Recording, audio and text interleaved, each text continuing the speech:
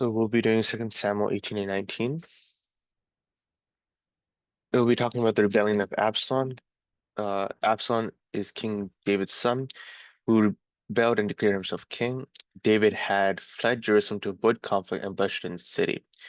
Chapter 18 and 19 deals with the the end of the war and the aftermath of the civil war. So 2 Samuel 18, the battle and Absalom's death. David divides his army into three groups under Joab, Abishai, and Ittai. He insists on staying behind, and the troops plead with him to remain in the city.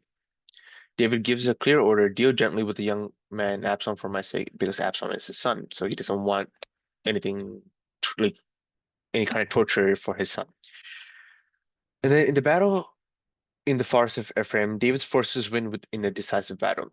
20,000 men were killed. The forest itself is said to have claimed more lives than the sword, meaning the people who went into the forest died in the forest without actually battle with another person.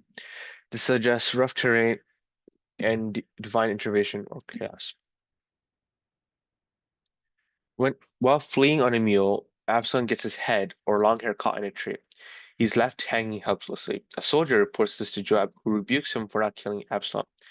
So Joab personally kills Absalom with 3 javelins, despite David's command of having mercy for his son. Absalom is buried in a pit in the forest under a heap of stones.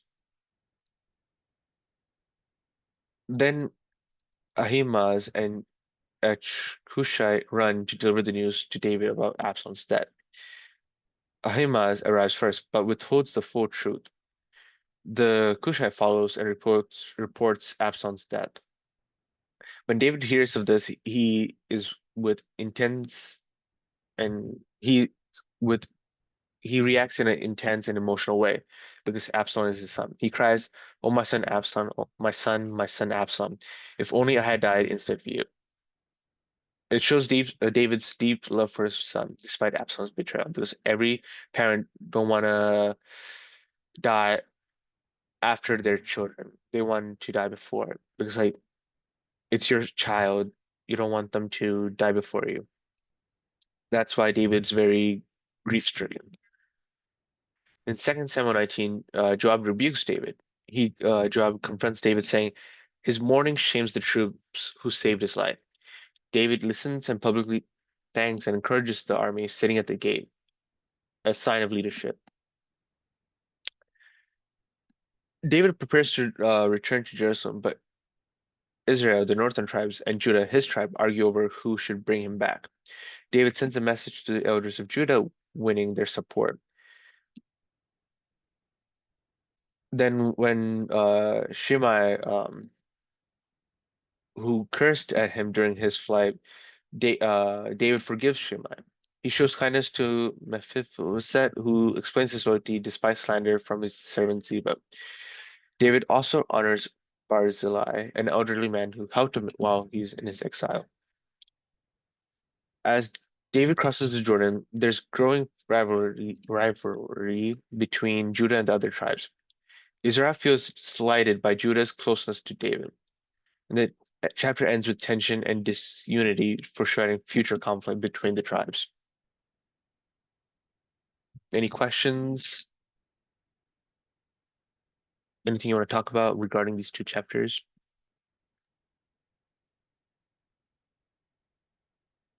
Something that I wanted to talk about from chapter 18 was I mean I don't know if this is just kind of like a callback to like David kind of realizing how this is all a product of his choices and his sins. In chapter 18 verse 2, it says after he divides his army between the 3 men, he says, "I'm gonna go with you as well."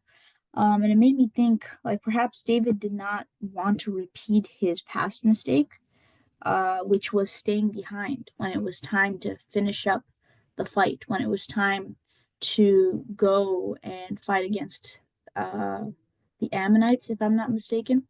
the business of the battles that had not finished yet. It was time to finish it up, and he didn't go with his men. He stayed behind and remained idle. As we know, that became a catalyst for him to see Bathsheba, to sin, and then to try to cover up his sin. All these things that led to, as we know, the curse from God that told him that he would have to pay the consequences of his decisions, which he is living in right now, with the rebellion and all the things from Absalom. So, in saying, "Oh, I myself will go with you too," I feel like that was David, kind of coming to an understanding that that was a mistake of mine in the past.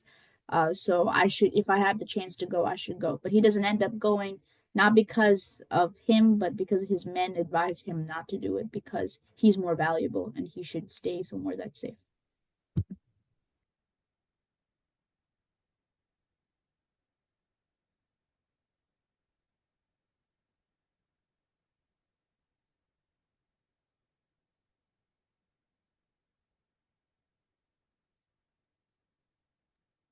Anybody else want to piggyback off of this or anything from the two chapters?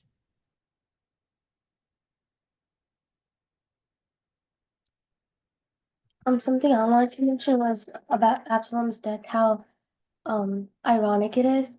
If you look back into 2 Samuel chapter 14, verses 25 to 26, it mentioned how Absalom's hair was what gave him his pride and vanity, but it was his own hair that ended up getting him caught in the tree and causing his death eventually.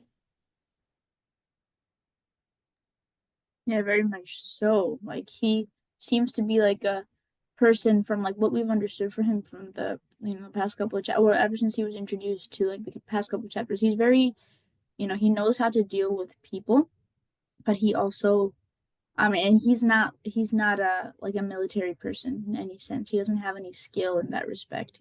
He's having to rely on counsel from people. Not that relying on counsel is bad, but I mean he doesn't take the counsel. But as we know, God was thwarting the counsel of Ahithophel. But he was also a person who always tried to feed his vanity, his arrogance. Um, so I agree with that, Reba. Um, when David in chapter, or no, never mind, in chapter 18, when it talks about the loss of the Israelites, it was already summarized in the presentation, but 20,000 men died that day. And ultimately, David's side won the victory. But it, just makes me think. So these are still God's people. It's not like they're fighting against, you know, you know, pagans or fighting against just people who are not of God's covenant. They're fighting against each other. It's a civil war. They're killing God's people, right? God's people are killing each other. So this is, I mean, once again, the long-term consequences of David's sinful choices. It did not just affect him. Yes, he had to run for his life. He was in exile because of a threat from his own son, but also Israelites died as the consequence of his sins, as the consequence of him not doing the will of God.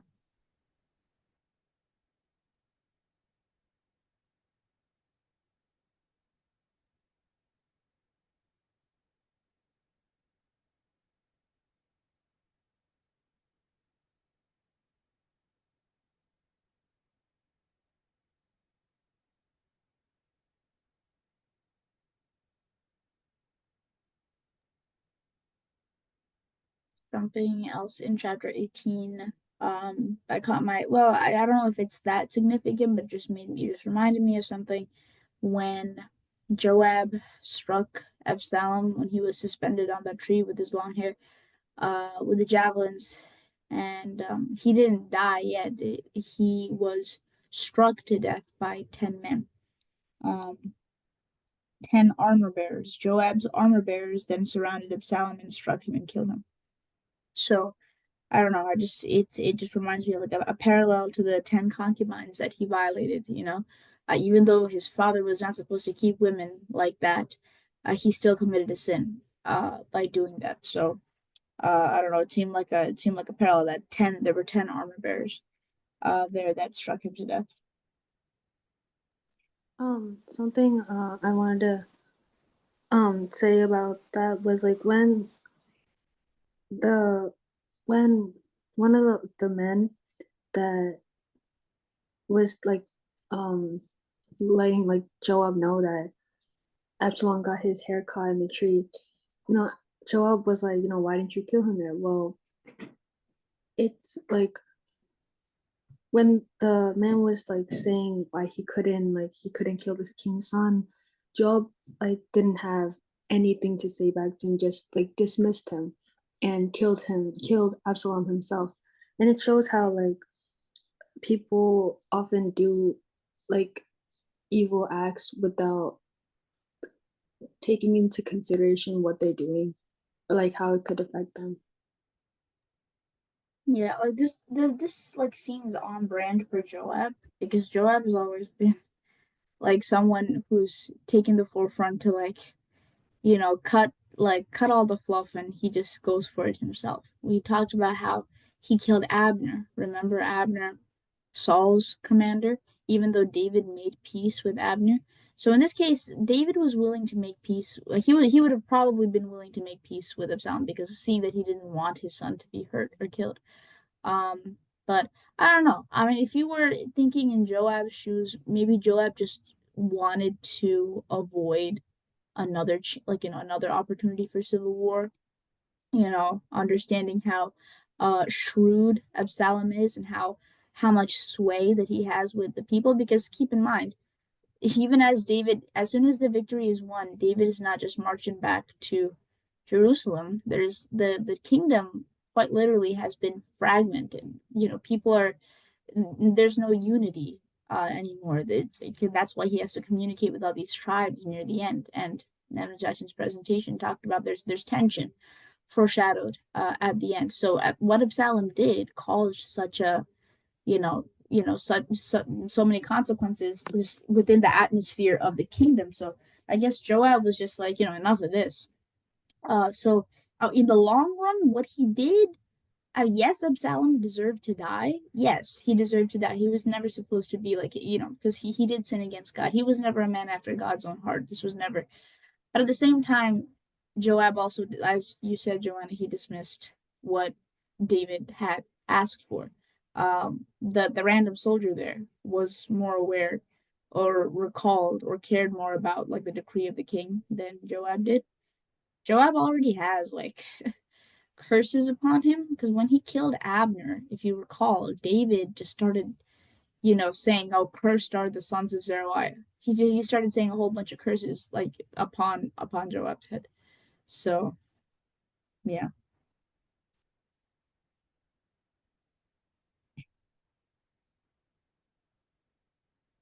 it says at the not the end, but it says in chapter 18, verse 16 to 18, it's talking about how Absalom had in his lifetime, right, had taken and set up for himself a pillar that is in the king's valley. For he said, I have no son to keep my name. So he called the pillar after his own name. It's called Absalom's monument to this day. So I don't know, like the couple of chapters ago, it had mentioned that Absalom had three sons and a daughter. So I assume maybe those kids died young. I'm not sure about that, but something that what I get from him building this monument and calling it after himself is it's a lot of self promotion, right? Tying in with what Reba said about his pride, his vanity. David never tried to immortalize his name, or preserve his legacy and point to him in any way. He was always after God's heart, asking God, what can I do for you? What can I do to honor the true worship of God, right? We read about him in the Ark of the Covenant. Did he have failures? Yes, he did, but his failures were not a result of vanity, or he was not led by vanity for the majority of his decisions. He was still, even with his mistakes, he was still a man after God's own heart. You don't see David making monuments and naming them after himself.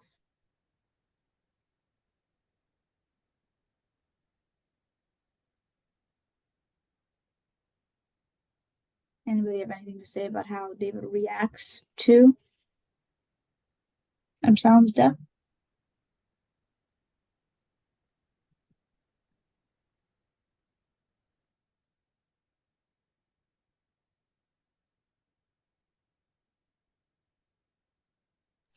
I want to talk about how in 19 it says that how since David had been like mourning for his son who had like hated him pretty much, the person who comes to his house and tells him that or Joab had said how you have humiliated all of his people and that like this like all of his men will leave him and that this will be worse for you him than all the calamities that have come on you from your youth till now. Or even after he had been chased by like Saul, Joab still says that this will be the worst. Yeah, definitely. It ties into how hard David was grieving for Absalom, right? In like the end of chapter 18 is talking about how David was deeply moved and he went up to the chamber over the gate and he just started crying and crying and crying and weeping, right? Nobody, if you were an outsider looking in, you could never tell that this was a victory. David won this battle. But he was just stricken with grief. And we talked about why, because it was his son, he cared about his son. Um, he says, would I had died instead of you, right? So, a lot of different takes. Like what Kevin said, he's talking about what Joab is bringing forward, and Joab is not wrong. When we look at this, we're like, okay, Joab, sit down somewhere because it seems like Joab is like the catalyst of all the chaos and all the pain towards David. But what like Joab kind of says to David is supposed to be a wake up call. If David spent the remainder of his years just, lying around and grieving, things wouldn't get done. There would be issues. But we see that we know that David mourned for Saul, right? King Saul, his enemy, right? One of his first enemies. He mourned for his friend Jonathan. He mourned for Abner, another one of his enemies, people who sought his life, right? And Ishbosheth, right? Ishbosheth, what Saul's youngest son, who was like that interim king, who also caused like a civil war kind of situation. But David mourned for him too. So, how much more, like, would he not mourn for his own son, even though his son was plotting a lot more diabolical things against David than any of those previous enemies combined. But because he's his son, David mourned for him all the most. And as he says, like, I wish I would have died in your place. A commentary that I was looking at looked at this and kind of compared it to God's grief about us, right? David was grieved, not just, it's not static. It just doesn't stop at the fact that, oh, Absalom died. It's just all the things that led up to Absalom's death, all the things that caused Absalom's death. And David was grieved that Absalom was so distanced from him, right? Because Absalom wasn't close to David, or if he ever was, it was always like a ruse. He was just trying to stay close to plot out the rest of his, plans. They didn't have a good relationship, and Absalom was far away. He was either far away physically, or when he wasn't, he was far away mentally. But this commentary said, in the cry of David, we hear the cry of God for his lost children and his desire to restore and forgive, right? So David is a man, and this happened because of, as results of David's long-term sins. But God, he has no sin in him, but he cared so much about his creation that he longed to love as children, but who distanced themselves from him, as Absalom did with David, right? But even after, this child, Absalom, plotted against David, ran David out of his home, his country, David still cries for him, mourns for him, grieves for him. So if a man, right, a flawed man is able to do that for his son, his evil son, How much more can a perfect, does a perfect God? It's bizarre how much a perfect God also mourns and grieves for his lost children, us. And how much, and in what David says, I wish I could have taken your place. God voluntarily took our place, right? Absalom deserved to die for his actions, for his sins, as did we, because we distance ourselves from God because of our sins, because of the ways that we constantly grieved God and pained God. We deserve to die. But, that wasn't just wishful thinking. Here, God actually did it. He voluntarily took our place as, coming in the form of man, Jesus. So we always look for connections to Christ in the Old Testament, not because we're making things up, because they're there for a purpose, right?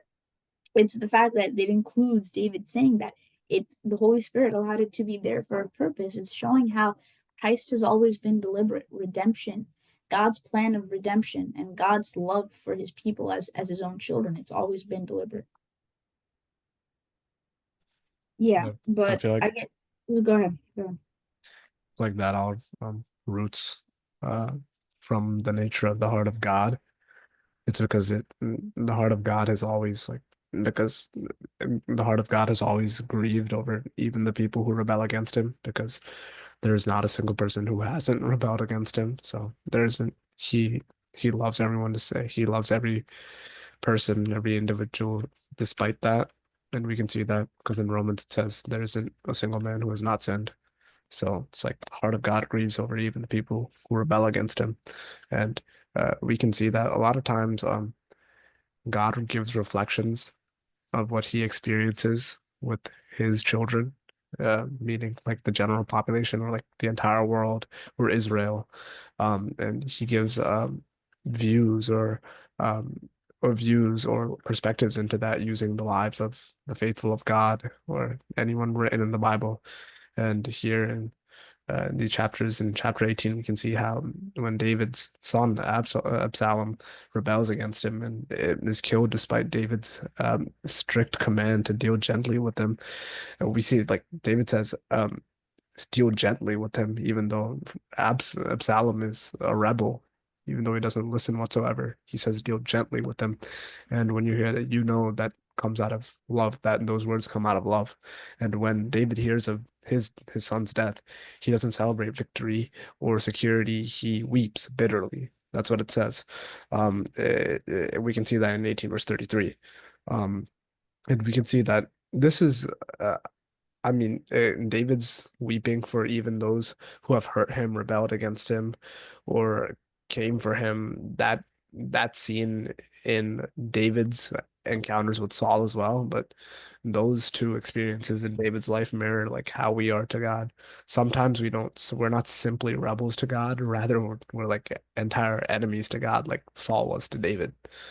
Um, because it says in the New Testament, it says if whatever you love of the world, if you have love for the world, you are an enemy to God. So it's not always just rebelling. Sometimes you're a whole enemy to God, just as Saul was to David.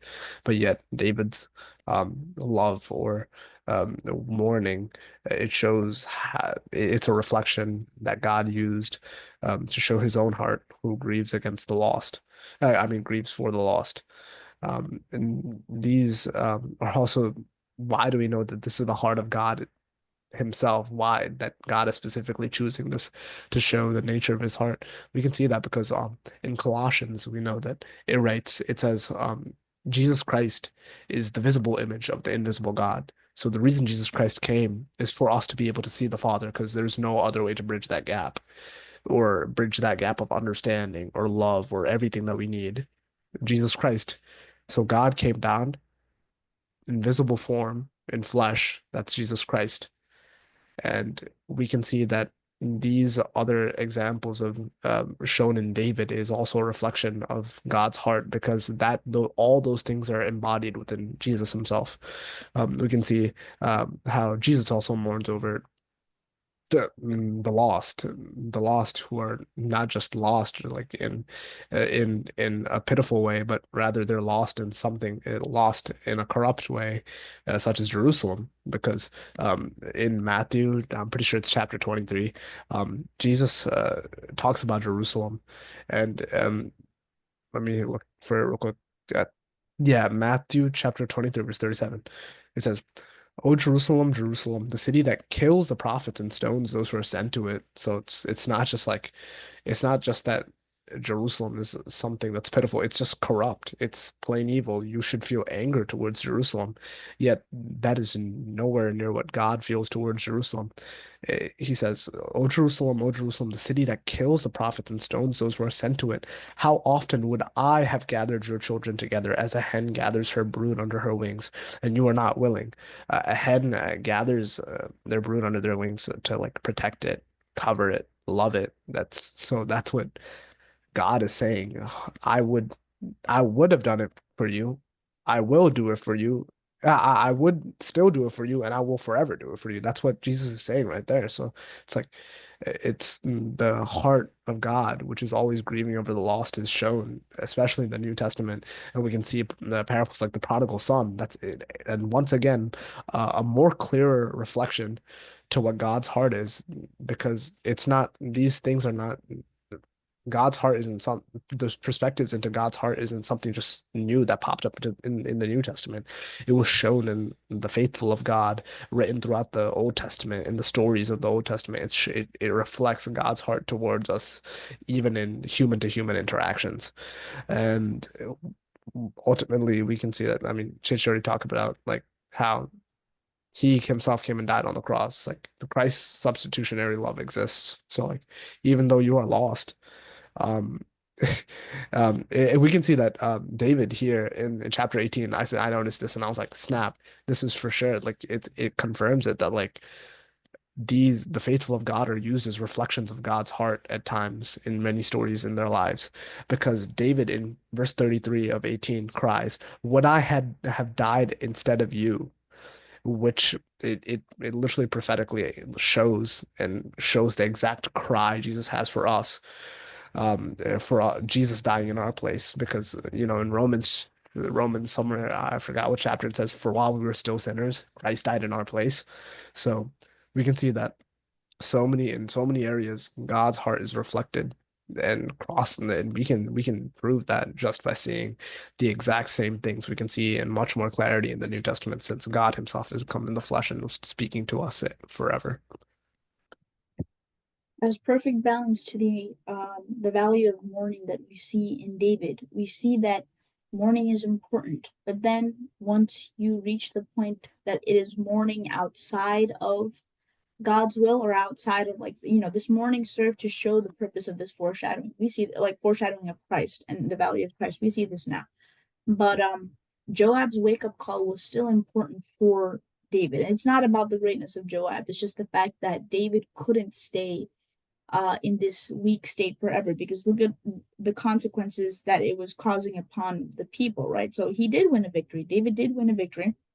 But in verse 19, verse 3, Reuben, if you're there, you want to read that for me? Chapter 19, verse 3.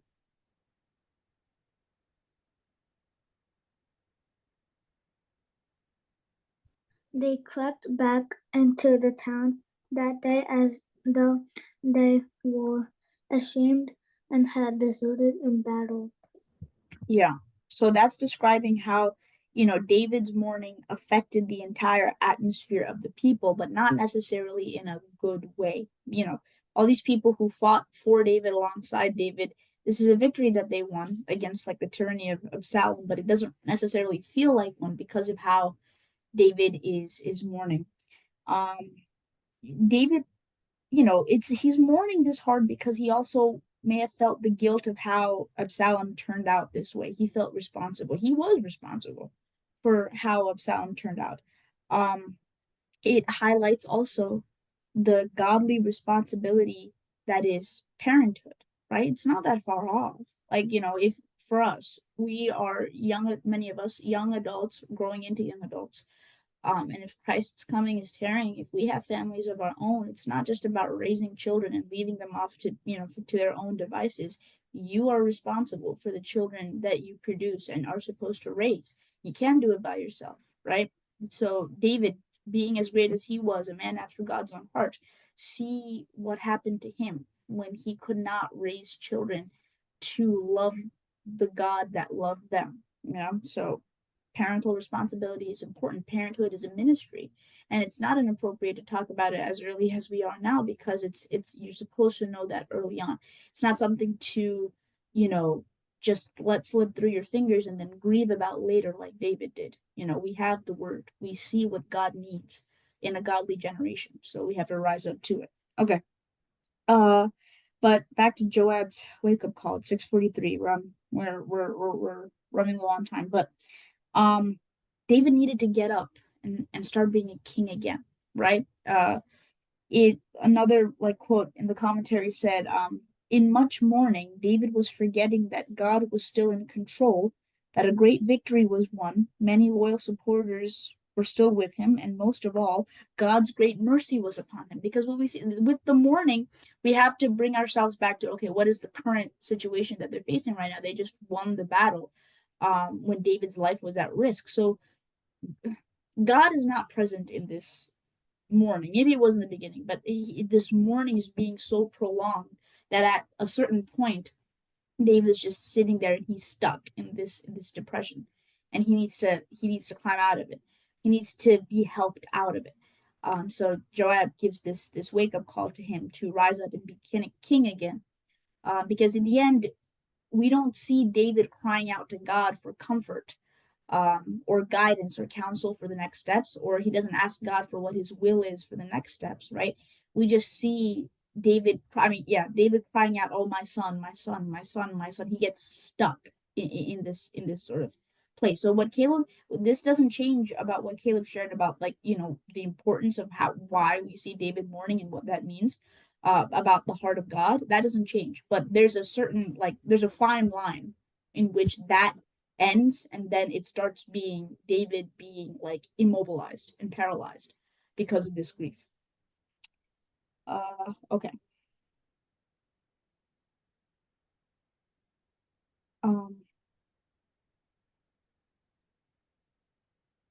Notice how when David goes back, or David, he doesn't, again, he doesn't just assume because he won the victory, he doesn't just bring his whole entourage and go back and seat himself on the throne again. He communicates to all the tribes, and he's not willing to go back until everybody is of one accord. Everybody is of one heart, right? And David says, it says David with his words to like the people of Israel who were hesitant, and the people of Judah, people who were hesitant about what they should do. You know what? But better yet, let's read Jacob, if you're there, if you could take 2 Samuel chapter 19, verse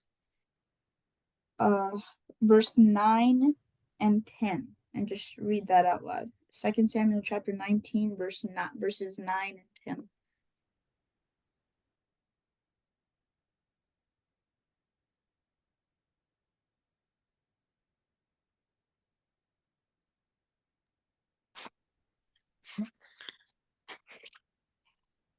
Throughout the tribes of Israel, all the people were arguing among themselves, saying, "The king delivered us from the hand of our enemies. He is the one who rescued us from the hand of the Philistines. But now he has fled the country to escape from Absalom, and Absalom, whom we anointed to rule over us, has died in battle. So why do you say nothing about bringing the king back?" Thank you.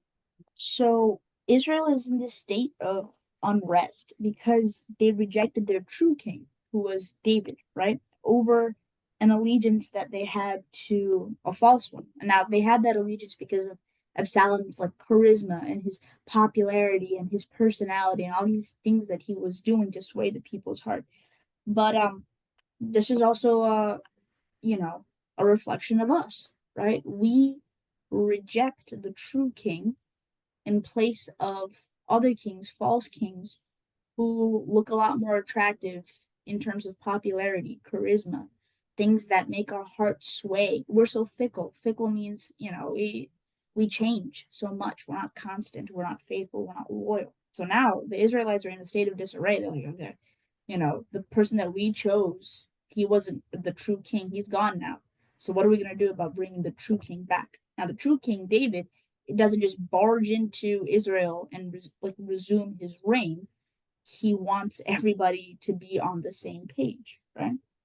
So we see that this shows Christ, like how Christ does not reign in us unless our hearts are swayed by the word of God, by the Spirit of God, to welcome him, to accept him.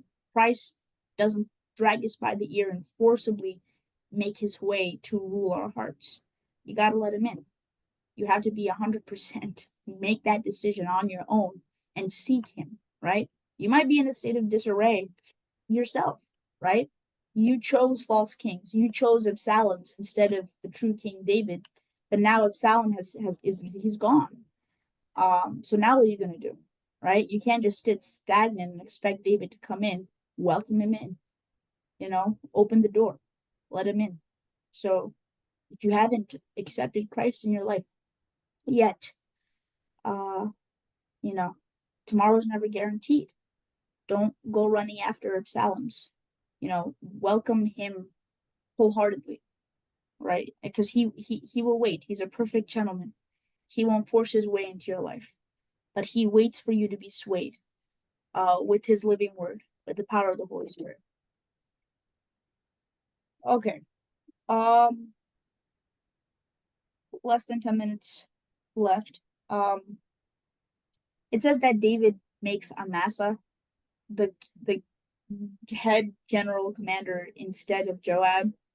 It's not going to be pretty in the next couple in the next couple of chapters that we didn't read yet. Amasa is not going to be in that office for long. But it just shows again David is willing to forgive, right? So does anybody have anything to say about like the end portion of chapter 19 about David pardoning his enemies? It's a whole lot of people that he deals with in the end of that chapter. Anything to say about that?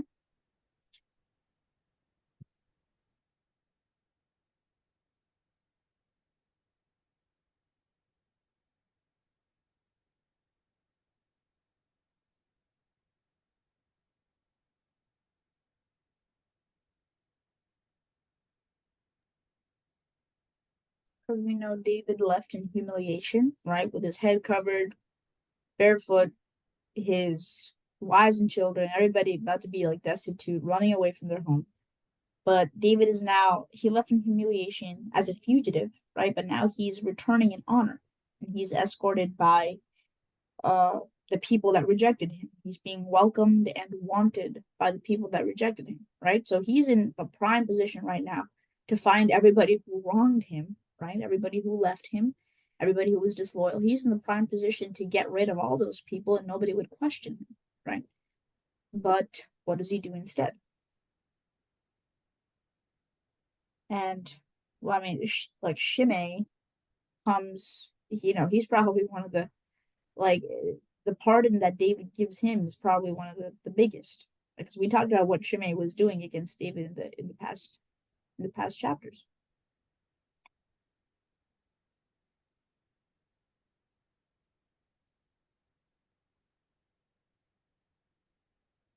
All right, if we don't want to harp on that, I'm not going to push it too much. Take a look at chapter 19, verse 30. It says, "And Mephibosheth said to the king, 'Oh, let him take it all, since my lord the king has come safely home.'" So the context of that is Ziba, Mephibosheth's servant, put this false narrative to David about how, oh, Mephibosheth is disloyal to you. He stayed behind so that he can see everything, crash and burn. And restore the kingdom of his grandfather Saul. That wasn't the case. Ziba left Mephibosheth on his own, and Mephibosheth was a cripple, right? So he couldn't do it. But notice Mephibosheth, it was unkept when David saw him. When David sees him in this chapter, right? And it shows that Mephibosheth was in a state of mourning since the true king was gone. Mephibosheth didn't switch sides. He didn't try to get Absalom's favor or whatever Ziba was insinuating.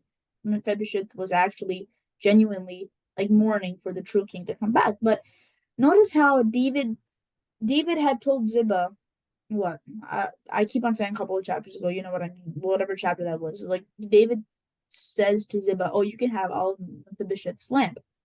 because of how it seemed, what Mephibosheth did to him, even though David showed him so much kindness, right? But here, once the truth is revealed, David's like, okay, fine then. You and Ziba like split that land, that wealth into two. You guys figure that out. And Mephibosheth, instead of like protesting and saying, how is that fair? Like, he did this, he did that. What Mephibosheth's answer, like it's a very peculiar answer. Mephibosheth says, let him take it all if he wants to take it all, right? Mephibosheth was wrong. Remember that too. Like he didn't. Ziba was lying, and it was a slander that he did against Mephibosheth. But Mephibosheth says he's not fighting for, oh no, I should have all the land, or oh what was done to me wasn't fair. He's not making it about him. He's saying, let Ziba take it all, because my lord the king has come safely home.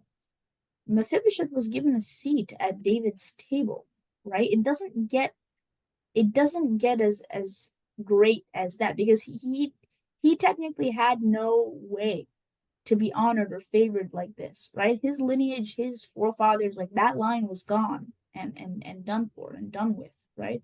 But David showed kindness to the son of Jonathan, right? Mephibosheth.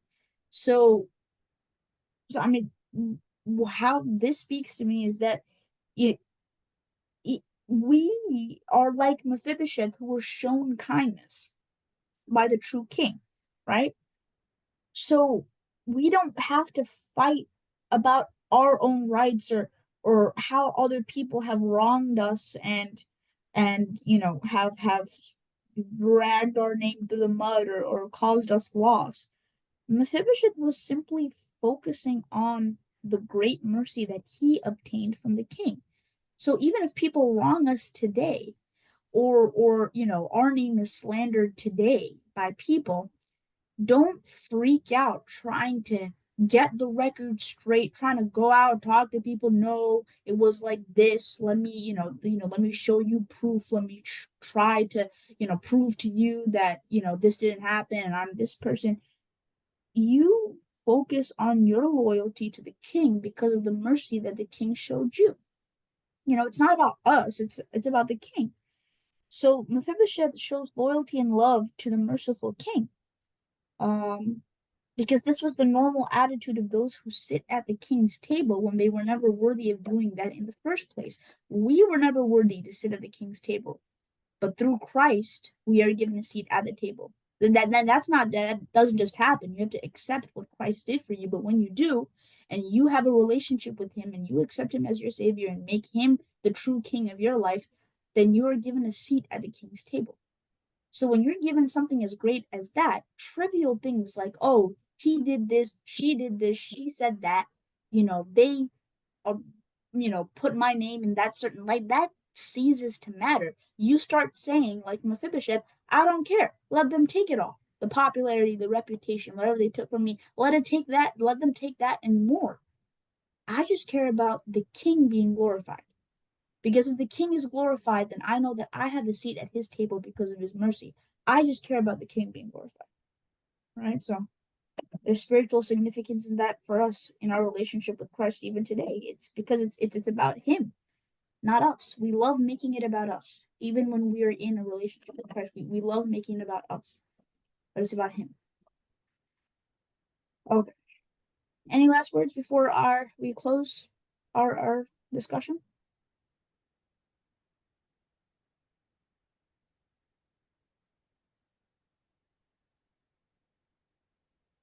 All right. Then in that case, we are closing our discussion on chapters 18 and 19.